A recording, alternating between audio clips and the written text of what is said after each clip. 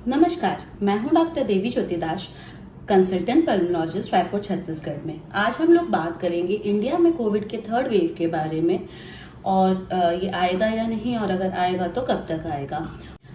सबसे पहली बात हम लोग सब प्रे कर रहे हैं कि थर्ड वेव ना आए, क्योंकि इंडिया में हमने सबने देखा है कि सेकेंड वेव में बहुत ज़्यादा दिक्कत, बहुत ज़्यादा इफेक्ट हुए हैं लोग और बहुत ज़्यादा मौतें भी हुई हैं। तो यही ईश्वर से कामना है कि थर्ड वेव नहीं आए। लेकिन इंडिया बहुत ही डाइवर्सिफाइड कंट्री है।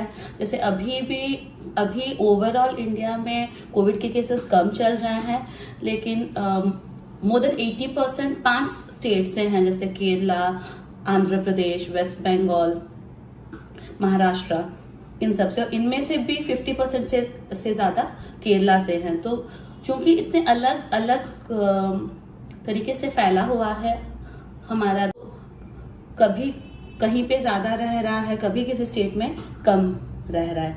लेकिन अगर ओवरऑल हम लोग माने तो ये देखा गया है कि ऑलमोस्ट 6 मंथ्स के बाद फिर से सब्सिक्वेंट वेव्स आ रहे हैं। लास्ट जो हमारा पीक था इंडिया में वो अराउंड सितंबर में था। उसके बाद 6 महीने गए, अक्टूबर, नवंबर, दिसंबर, जनवरी, फरवरी, मार्च, अप्रैल में हमारा सेकेंड पीक आया। अगर सेम तरीके से अगर फिर से पीक आएगा तो मोस्टली 6 मंथ्स के बाद आएगा।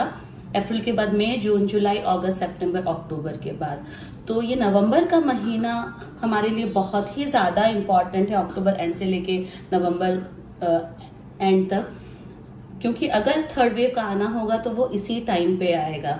दूसरी संकटजनक जो हमारे देश में बात है कि इसी टाइम पे हमारे सारे इम्पॉर्टेंट त्योहार होते हैं। जैसे अभी हम लोगों ने सबने नवरात्रि, दशहरा बहुत उल्लास के साथ मनाया, बहुत लोगों से मिले।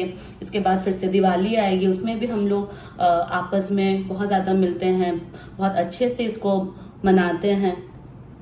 लेकिन बस एक ही रिक्वेस्ट है कि अब इतने दिन से आप लोग सब कोई थक चुके हैं, ये चीज़ सब जानते हैं, लेकिन ये जो 1.5-2 महीने का पीरियड है ये बहुत ही क्रूशियल है।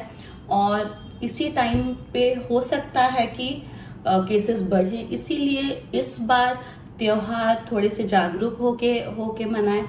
अगर हम लोग बात करें वैक्सीनेशन का कि हम लोगों को तो वैक्सीनेशन लग गया है तो हम लोगों को कुछ नहीं होता, मैं फिर से याद दिला दूं कि वैक्सीनेशन सीवियर डिजीज से बचाता है, लेकिन वैक्सीनेशन के बाद भी आपको कोविड हो सकता है। हम लोग देख रहे हैं कि बहुत सारे कंट्रीज जिसमें बहुत अच्छा वैक्सीनेशन हुआ है वहां पे भी सब्सिक्वेंट वेव्स आए हैं।